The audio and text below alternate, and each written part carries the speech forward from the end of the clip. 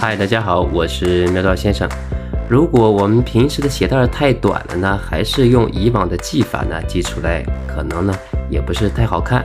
这里呢有个死结，也挺影响美观的。今天呢就和大家分享一个系短鞋带的一个新的方法。咱们呢以第一人称的视角来分享。先是左手拿着这个鞋带呢压在下方，右手的鞋带呢放在上方。然后我们把左手的这个鞋带呢向下掏，然后掏过来以后呢，从左往右穿，这样给它穿过去，然后呢给它拉紧，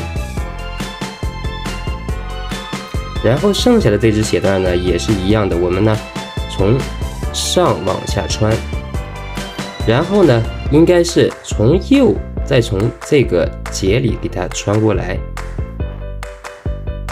然后呢给它拉紧，最后呢将这两个结呢都给它往紧再拉一拉。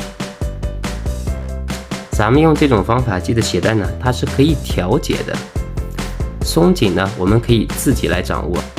等咱们把它的鞋带的松紧调节好呢，直接把这两个头呢给它塞进去。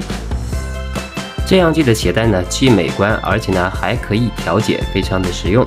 如果觉得这个方法不错，就分享给你身边的人吧，这样可以更好的帮助到他们。今天就到这里，谢谢您的观看，再见喽。